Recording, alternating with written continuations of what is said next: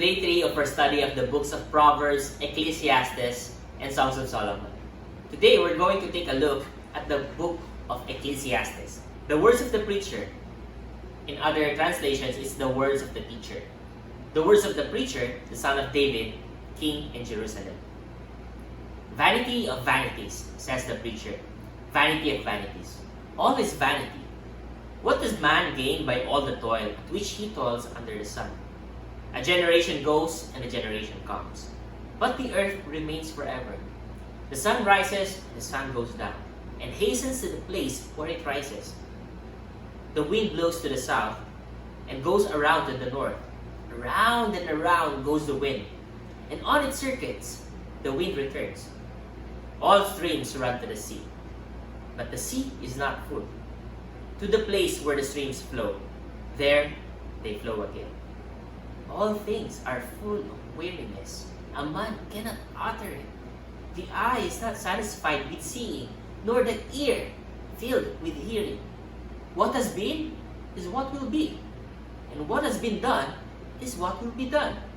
And there is nothing new under the sun. What you will see here is words that, yes, if you think about it, it's true, right? Life is just like that. There is just like cycle of life. It seems beautiful, there is a song, Circle of Life.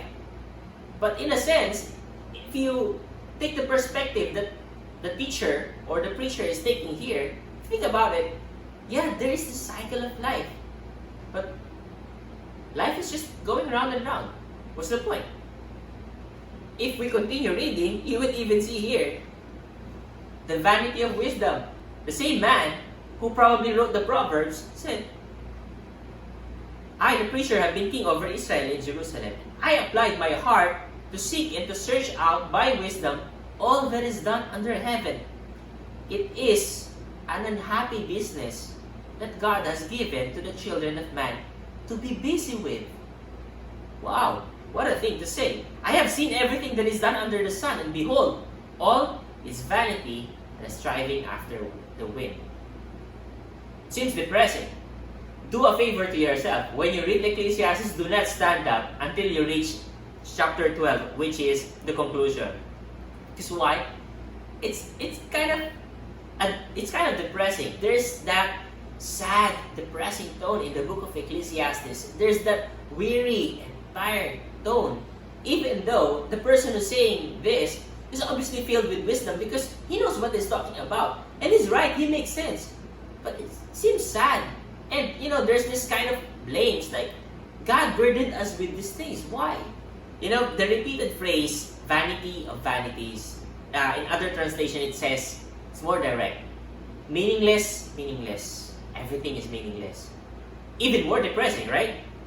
But if you think about it, this phrase that is repeated all over Ecclesiastes, it only warns us that life's rewards are uncertain and ultimately unsatisfying.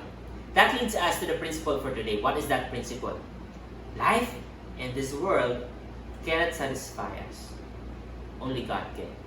Maybe it's sad reality that the preacher, the teacher is showing here. But what he's trying to say, really, if you really think about it, is that life in this world cannot satisfy you. It cannot satisfy me. If all you want is just life in this world without God, it can't be satisfied. Because satisfaction cannot be found in life in this world alone. But satisfaction can be found in God. If you will live life in faith with God, in relationship with God, then there is satisfaction. I will go, since I advise that you go straight to the conclusion of the book of Ecclesiastes, I will go there. Chapter 12, verse 1. Remember also your Creator in the days of your youth, before the evil days come and the years draw near, of which you will say, I have no pleasure in them. See that? You can misinterpret the rest. You can misinterpret the preacher, the teacher. He's saying that life is just meaningless. The preacher or the teacher here, you can probably think that he just scorns God. He doesn't like God. But here, notice the teacher here saying, remember your Creator in the days of your youth, before the evil days come and the years draw near, of which you will say, I have no pleasure in them. Why? Because the years of your youth is the years where you acquire wisdom. When you face the real world, when you face life on your own, trying to be independent, that's when you will realize that all this wisdom coming from God is what you really need in your life.